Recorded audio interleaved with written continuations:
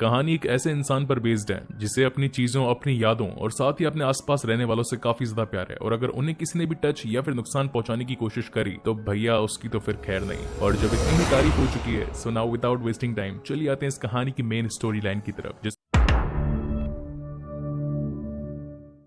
जिसकी शुरुआत में हम इस कहानी के ही लीड कैरेक्टर यानी कि जॉन विक को काफी बुरी हालत में कार से उतरता देख पाते हैं। ऐसा लग रहा हो मानो कि उसकी किसी ने बहुत ही बुरी तरीके से पिटाई करी हो, और तभी जॉन अपनी जेब से अपना मोबाइल निकालता है और अपनी वाइफ को देखता है। अब जॉन के साथ ऐसा कब और किसने क्यों किया यह हमें कहानी में आगे पता चलेगा, जिसके बाद में कहानी यहाँ से जाती है फ्लैशबैक में, और हम जॉन को उसकी वाइफ के साथ देख पाते हैं जो कि इस वक्त हॉस्पिटल में होती है। मगर जिंदगी की ये जंग उसकी वाइफ हार जाती है, जिसके बाद में सीन शिफ्ट होता है उसी के फ्यूनरल में। जॉन अपनी वाइफ की डेथ से काफी ज्यादा अपसेट हो चुका है। काफी देर इंतजार करने के बाद में जब बाकी सारे दोस्त वहां से उसके निकल जाते हैं तो वहीं पर जॉन से मिलने के लिए मार्कस आता है, जो कि किसी वक्त उसका दोस्त हुआ करता था। वो उससे कहता है कि उसे हेलन के लिए काफी दुख है। हेलन यानी कि जॉन की वाइफ। मार्कस बताता है कि जिंदगी में वैसे तुमने काफी सारे बड़े काम किए, कई सारी मुसीबतों का सामना करना है, मगर इस बार अब तुम्हें अपनी जिंदगी की शुरुआत वापस अगेन स्टार्ट से करनी होगी। इस बातचीत के बाद में जॉन विक अपने घर पहुंचता है। तभी जॉन का डोरबेल बजता है और कोई उसके लिए कुरियर लेकर आया होता है। जॉन उस कुरियर को लेकर अपने घर में आ जाता है, और यहीं पर जॉन को पता चलता है कि ये कुरियर किसी और ने नहीं, मरने से पहले खुद उसकी वाइफ हेलन ने ही भेजा होता है। उसके सामने एक बड़ा सा डब्बा और एक लेटर होता है। जॉन जब इस लेटर को खोलकर पढ़ता है तो इसमें लिखा होता है कि मुझे पता है जॉन कि तुम इस वक्त कितने अकेले हो चुके हो। मैं इस बात को जानती थी कि मेरे पास में अब ज्यादा समय नहीं है, और मैं ये भी जानती हूँ कि मेरे बिना तुम बिल्कुल टूट से जाओगे, इसलिए मैंने अपनी कमी को पूरा करने के लिए तुम्हें एक नया साथी दिया है, जो कि उस बॉक्स में रखा था एक छोटा सा प्यारा सा पपी। और उसमें यह भी लिखा होता है कि मैं आशा करती हूँ कि तुम दोनों ही आगे चलकर एक दूसरे का अच्छे से ख्याल रखोगे। हेलन ने इस पपी को नाम दिया होता है डेजी। इस लेटर को पढ़कर जॉन काफी ज्यादा सेंटी हो जाता है, क्योंकि वो अपनी वाइफ से काफी ज्यादा प्यार किया करता था। धीरे धीरे वक्त यूं ही बीतता जाता है, और यहीं पर हम जॉन और साथ ही डेजी की एक अच्छी खासी केमिस्ट्री को देख पाते हैं। एक दिन जॉन अपनी चमचमाती ब्लैक कार को लेकर पेट्रोल डलवाने के लिए पेट्रोल स्टेशन पहुंचता है, लेकिन तभी वहां पर दो गुंडे खड़े होते हैं और वो जॉन से आकर बदतमीजी करते हैं और कहते हैं कि हमें तेरी कार पसंद आई, क्या हमको बेचेगा? लेकिन जॉन भी रूडली जवाब देता और कहता है कि ये कार बेचने के लिए नहीं है, तेरा काम कर। इस बंदे का नाम होता है लोसेफ। अपनी बेइज्जती को देखकर लोसेफ जॉन पर हाथ आजमाइश करना चाहता था, लेकिन तभी लोसेफ का फ्रेंड आ जाता है और इन दोनों को ही लड़ने से रोक लेता है। सीन शिफ्ट होता है रात में, जब जॉन अपने घर में आराम से सो रहा होता है, लेकिन तभी उसे डेजी के भौंकने की आवाज आती है। तो जैसे ही जॉन नीचे पहुंचता है तो पता चलता है कि वही सुबह वाले दोनों गुंडे उसकी गाड़ी चुराने के लिए इस घर में आए, और सबसे पहले तो वे एक बेसबॉल के डंडे से जॉन को काफी ज्यादा पीटते हैं। हालांकि जॉन इस वक्त इस कंडीशन में नहीं होता है कि अपने आप को प्रिपेयर रखकर उनसे लड़ पाए, और ये दोनों ही गुंडे मौका पाकर जॉन की गाड़ी की चाबी तो लेकर जाते ही जाते हैं, मगर उससे पहले डेजी को भी जान से मार देते हैं। इस वक्त जॉन कुछ कर नहीं पाता क्योंकि वो बेहोश हो चुका होता है। कुछ देर बाद में जब जॉन की आंख खुलती है तो वो अपने सामने डेजी की लाश पाता है। उसे देखकर तो वो फूट फूट कर रोने लगता है। सबसे पहले तो वो जाकर उसे जमीन में दफनाता है, और यहीं पर हम जॉन की आंखों में एक खतरनाक गुस्सा देख पाते हैं। जॉन इस बात को जानता था कि ये गुंडे कार चुरा कर लेकर तो गए, मगर कार की खरीद फरोख्त में किसी प्रोफेशनल से इनको हेल्प लेनी पड़ेगी। इसलिए जॉन एक शख्स को जानता था जिसका नाम था ओरेलियो, और वो उसके पास जाकर अपनी चोरी हुई गाड़ी की कहानी बताता है, और साथ ही ये भी बताता है कि जिन गुंडों ने इस गाड़ी को चुराया उन्होंने जाने से पहले मेरे कुत्ते को भी जान से मार दिया। साथ ही हम व्यूअर्स को ये भी पता चलता है कि ओरेलियो जॉन को काफी टाइम पहले से ही जानता था, और उसे ये भी पता था कि जॉन किस खेत की मूली है। वो जॉन को बताता है कि मेरे पास लोसेफ आया था और उसने मुझे इस गाड़ी की नंबर प्लेट चेंज करने की बात कही, और एलियो को पता था कि ये गाड़ी जॉन की है, इसलिए उसने ऐसा करने से मना कर दिया था। मगर लोसेफ एक रशियन माफिया का बेटा था, इसलिए वो उसे काफी बुरी तरीके से मार पीट कर वहां से चला जाता है। अब जॉन को अपना टारगेट पता चल चुका था कि उसे क्या करना है, मगर इस वक्त उसे एक दूसरी गाड़ी की नीड थी, इसीलिए वैसी ही कुछ दिखने वाली गाड़ी ऑरेलियो उसे यूं ही दे देता है और कहता है कि जब तक तुम्हें तुम्हारी गाड़ी नहीं मिल जाती तब तक तुम इसे यूज कर सकते हो। जॉन के यहाँ से चले जाने के बाद में ऑरेलियो के पास में वीगो का कॉल आता है, जो कि रशियन माफिया का हेड था और साथ ही लोसेफ का फादर। वो उसे कहता है कि तूने मेरे बेटे पर हाथ कैसे उठाया? तो ऑरेलियो बताता है कि जिसकी गाड़ी तेरे बेटे ने चुराई है वो कोई और नहीं बल्कि खुद जॉन विक था। ये सुनकर तो वीगो के हाथ पैर भी कांपने लगते हैं और वो फोन को वहीं काट देता है। जिसके बाद में नीचे आकर वीगो अपने बेटे लोसेफ को बुलाता है और उससे पूछता है कि क्या तूने किसी की गाड़ी चुराई है? जवाब में लोसेफ भी कहता है कि हाँ, किसी की गाड़ी चुराई तो थी मैंने। तभी वीगो उसके पेट में खींच के मुक्का मारता है और कहता है कि जिसकी गाड़ी तूने चुराई थी क्या तुझे पता है कि वो कौन है? लेकिन लोसेफ को ये बात पसंद नहीं आती और वो कहते हैं कि सिर्फ एक गाड़ी ही तो चुराई है, आखिर कौन है जॉन विक और मेरा क्या उखाड़ लेगा? तभी वीगो उसे बताता है कि आम लोगों को मारने के लिए कातिल काम में आते हैं और कातिलों को जो लोग मारते हैं उन्हें वूगी मैन कहा जाता है, और वूगी मैन का जो शिकार करते हैं उसे लोग कहते हैं जॉन विक, जो कि तबाही का दूसरा नाम है। और तूने उसकी गाड़ी चुराई है। उसने न जाने दुनिया भर के कितने वूगी मैन का सफाया किया है। वो काफी टाइम तक तो पहले मेरे लिए काम किया करता था और उसे किसी को भी मारने के लिए किसी बड़े हथियार की जरूरत नहीं है, वो सिर्फ पेंसिल से भी किसी की जान ले सकता है। एक वक्त था जब वो मेरे लिए काम काम कर रहा था, मगर तभी उसे किसी लड़की से इश्क हो गया और वो थी हेलेना। और हेलेना ने मरते वक्त उसे अपनी आखिरी निशानी दी थी, जिसे कि तूने जान से मार दिया और अब वो तेरे पीछे जरूर आएगा। लेकिन अब वीगो क्योंकि एक अंडरवर्ल्ड माफिया डॉन था, तो वो अपने बेटे को बचाने की हर मुमकिन कोशिश करता है। जिसके बाद में हम जॉन को देख पाते हैं जो कि इस वक्त अपने घर के फर्श को तोड़ रहा होता है, और उसके बाद में वो वहां से एक सूटकेस निकालता है जिसके अंदर काफी यूनिक गन्स और कुछ गोल्ड कॉइन्स होते हैं। हालांकि इसी वक्त वीगो का कॉल भी जॉन को आता है और वो बताता है कि तुम्हारे और मेरे बेटे के बीच जो भी हुआ उसे एक बच्चे की गलती समझ के माफ कर दो। लेकिन जॉन के सर पर तो खून सवार था, इसीलिए वो वीगो को बिना कुछ जवाब दिए फोन को वहीं पर काट देता है। इस बात से वीगो तो ये समझ गया था कि जॉन मेरे बेटे को जान से मारे बिना रुकेगा नहीं, इसलिए उसे ही खत्म करवाने के लिए वीगो उसके घर पर गुंडे भेज देता है। मगर जॉन तो खुद ही इतना बड़ा किलर था कि उसके सामने कौन ही टिक सकता था, और फिर तो वो एक एक करके लोगों की लाशें बिछा देता है और फिर अपने ही कुछ आदमियों को फोन करके उनकी लाश को ठिकाने लगवा देता है, जिसमें वो हर एक लाश के बदले एक सोने का सिक्का देता है। अगले दिन वीगो मार्कस के पास पहुंचता है क्योंकि मार्कस भी जॉन की तरह ही एक वूगी मैन किलर था, लेकिन मार्कस इस काम को करने से मना कर देता है और कहता है कि तुम्हारा टंटा है, तुम ही संभालो। अगले दिन जॉन एक होटल में पहुंचता है जिसका नाम होता है कॉन्टिनेंटल, और इस होटल की सबसे खास बात यह थी कि यहाँ पर दुनिया का हर सबसे बड़ा माफिया मौजूद था। अगर दोस्त भी एक छत के नीचे थे तो दुश्मन भी एक ही छत के नीचे थे। लेकिन सबसे गेम चेंजिंग बात तो ये थी कि कोई भी इस कॉन्टिनेंटल होटल में गोली नहीं चला सकता था, क्योंकि ये बात इस होटल के रूल्स एंड रेगुलेशन के खिलाफ थी। खून खराबा, गोलीबारी, लूट मार और बदले जैसी चीजों की कॉन्टिनेंटल में कोई जगह नहीं थी, और यही रीजन था कि अपने काम को पूरा करने के लिए जॉन यहाँ पर एक रूम बुक कर लेता है। वहीं पर एक लड़की उसे घूरती हुई आगे जाती है। इस लड़की का नाम होता है परकिंस। उस होटल में जॉन की मुलाकात विंस्टन से होती है जो कि इस होटल का मालिक था। विंस्टन उसे यहाँ पर देखकर हैरान होता है क्योंकि वो इस बात को जानता था कि जॉन ने आजकल कत्लेआम करने का काम छोड़ दिया है, मगर आज वो यहाँ पर आया, इसका मतलब जरूर कुछ राड़ा हुआ है। लेकिन तभी जॉन उसे बताता है कि इस बार ये मेरी आपसी दुश्मनी है, मैं इसे खुद ब खुद निपट लूंगा। हालांकि विंस्टन भी जॉन को पुराने टाइम से जानता था, इसलिए वो लोजेफ का पता बता देता है और कहता है कि लोजेफ तुम्हें टाउनबर्ग्स नाम के होटल में मिलेगा। जिसके बाद तो भाई साहब जॉन विक अपनी पूरी तैयारी करके सारे गन्स को लेकर सूट बूट पहनकर सीधा टाउन्सबर्ग होटल पहुंच जाता है। यहाँ पर क्लब में पहुंचते के साथ ही वो 5-6 जनों की तो यूं ही धुलाई कर देता है। उसे देखकर काफी सारे लोग गन लेकर उस पर हमला करने की कोशिश करते हैं, मगर जॉन की फाइटिंग स्किल्स इस कदर थी कि वो अपने सामने आने वाले हर इंसान को पटक कर पेल देता है। और अब देखते ही देखते यहाँ पर भी लाशों के ढेर बिछ जाते हैं। मगर इसी गोलीबारी के बीच लोजेफ वहां से जान बचाकर भाग जाता है। जब रात को जॉन अपने घर पर आता है तो उसे मारने के लिए परकिंस वहां पर आती है और उसे खत्म करने की कोशिश करती है, क्योंकि वीगो ने जॉन की सुपारी परकिंस को दी होती है, लेकिन वो भी जॉन के सामने नहीं टिक पाती। उसके बाद तो जॉन उसे गन पॉइंट कर लेता है और कहता है कि ऐसी कोई बात बताओ जिससे कि मैं तुम्हें छोड़ दूं। तो परकिंस बताती है कि वीगो ने अपना सारा पैसा एक चर्च में छिपा रखा है और वो चर्च यहाँ से 18 मील की दूरी पर है। ये सुनते ही जॉन विक अपनी पूरी तैयारी के साथ उस चर्च में जाकर सबसे पहले तो वहाँ के लोगों की लाशों की ढेर बिछा देता है, और जितना भी पैसा वीगो को वहाँ पर पड़ा होता है जो कि काला धन था, उसमें आग लगाकर वहाँ से निकल जाता है, क्योंकि जॉन को इस बारे में पता था कि वीगो अपने पैसों से बहुत प्यार करता है और अगर उसके पैसों में आग लगेगी तो वो तो यहाँ पर जरूर आएगा। और सेम टू सेम ऐसा होता भी है। वीगो फटाफट से अपने पैसों की देखरेख करने के लिए यहाँ पर पहुंच ही जाता है। तभी जॉन उस पर मौका पाकर हमला करने की कोशिश करता है। वहाँ पर काफी सारी गोलीबारी होती है, लेकिन तभी एक तेज चलती कार की टक्कर जॉन से हो जाती है और वो वहीं पर गिर जाता है। आंख खुलने पर जॉन देख पाता है कि उसके सामने तो वीगो के लोग खड़े और उन्होंने उसे बंदी बना लिया है। वीगो यहाँ जॉन से कहता है कि तुम्हारे अंदर आज भी वही पहले जैसी बात है, वही तेज गुस्सा, लड़ने की शानदार स्किल्स और आंखों में मौत का मंजर, मगर आज तुमने अपनी जिंदगी का सबसे गलत काम किया है। वो काम था मेरे पैसे जला देना। हालांकि पैसा जल गया, मुझे उसका कोई गम नहीं है, मगर उसके अंदर कुछ ऐसे इंपॉर्टेंट डॉक्यूमेंट्स भी थे जिनकी मदद से मैं अंडरवर्ल्ड माफिया के अंदर सबसे बड़ा माफिया बन सकता था, मगर अब तो तुमने उन सभी चीजों को जलाकर राख कर दिया है। मगर मैं इन सारी चीजों को भूलने के लिए तैयार हूँ अगर तुम मेरे बेटे को भूलने के लिए तैयार हो जाओ तो। मगर जॉन उसकी बात नहीं मानता और कहता है कि उन सभी चीजों को भुलाना मेरे लिए आसान नहीं है। इस बात पर वीगो को गुस्सा आता है और वो अपने लोगों को कहकर जॉन को मरवाने की कोशिश करता है, मगर तभी हम देख पाते हैं कि वीगो के सभी लोगों पर कोई स्नैपिंग कर देता है और वो शख्स और कोई नहीं था बल्कि वो था जॉन का friend Marcus. Fun fact, Marcus Spiderman 1 का मेन विलन था, यानी कि ग्रीन गॉब्लिन, जिसे कि अब हम स्पाइडरमैन नो वे होम में भी देखने वाले। Coming back to the main story, यहाँ पर वीगो के सारे आदमियों को मारने के बाद में जब जॉन वीगो का पीछा करता है तो अपनी जान को खतरे में देखकर वीगो अपने बेटे की सारी इन्फॉर्मेशन दे देता है, क्योंकि वीगो को लग रहा था कि इस वक्त अगर जॉन लोजेफ को मारने जाएगा तो वहां पर उसकी ऑलरेडी कड़ी सिक्योरिटी मौजूद है जो कि जॉन को देखते ही वहीं पर खत्म कर देगी। मगर उसका ये सोचना बिल्कुल गलत था, क्योंकि अपनी वही धमाकेदार एंट्री जॉन विक वहां पर करके पहले तो सारे लोगों को मौत के घाट उतारता है और उसके बाद में लोफेस को भी ऊपर का रास्ता दिखा देता है। अब ये बात जल्दी ही वीगो तक पहुंच जाती है। वीगो को इस बात से काफी ज्यादा गुस्सा आता है, इसलिए वो सबसे पहले जाकर तो मार्कस को पेल देता है और फिर वो जॉन को कॉल लगाकर ये बताता है कि शायद तुम्हें पता नहीं, मगर मैंने मार्कस को बहुत ही तड़पा तड़पा कर उसकी जान ले ली है। उसकी लाश तुम्हारे ही घर पर पड़ी है, चाहे तो जाकर चेक कर सकते हो। जैसे ही जॉन भागकर अपने घर पे जाता है तो उसे मार्कस की वही लाश मिलती है। इस पर तो अब जॉन को और भी ज्यादा गुस्सा आ जाता है। अब मार्कस को जान से मार देने के बाद में वीगो इस बात को जानता था कि जॉन उसका पीछा जरूर करेगा, इसलिए वो इस शहर को छोड़कर भागने की कोशिश करता है। लेकिन ये सारी बातें विंस्टन से कहां छुपी थी, क्योंकि वो तो खुद ही कॉन्टिनेंटल का हेड था और उसके इतने सारे सूत्रधार थे कि हर कोई आकर उसे कहीं ना कहीं से इन्फॉर्मेशन तो दे ही डालता था। अब विंस्टन जो कि जॉन का फ्रेंड होता है, वो आकर जॉन को वीगो की लोकेशन के बारे में बता देता है। और फिर होती है इस मूवी की एक और one of the best fight, जहां पर जॉन वीगो को कुत्ते की तरह पटक पटक कर मारता है। वीगो से बचने की काफी कोशिश करता है, मगर जॉन के सामने उसकी सारी मेहनत हवा होते नजर आती है और फाइनली जॉन उसे भी जान से मार डालता है। मगर इस लड़ाई में वो काफी ज्यादा जख्मी भी हो चुका था, इसलिए अपने जख्मों को भरने के लिए और साथ ही उसकी गुंडों से छुपने के लिए वो पास ही के शेल्टर में चला जाता है। वहीं पर कुछ इंजेक्शन पड़े होते हैं, इसलिए वो उनका यूज करके अपने आप को रिहील करने की कोशिश करता है। मगर तभी जॉन की नजर पास ही के एक डॉगी पर पड़ती है, जो कि एक पिटबुल होता है, और जॉन उस कुत्ते को लेकर वहां से बाहर निकल जाता है। और इसी के साथ जॉन विक का फर्स्ट पार्ट यहीं पर खत्म होता है। इसका सेकंड पार्ट भी मैं जल्दी लेकर आऊंगा, सो तब तक के लिए keep watching and stay safe. मिलते हैं अगले वीडियो में।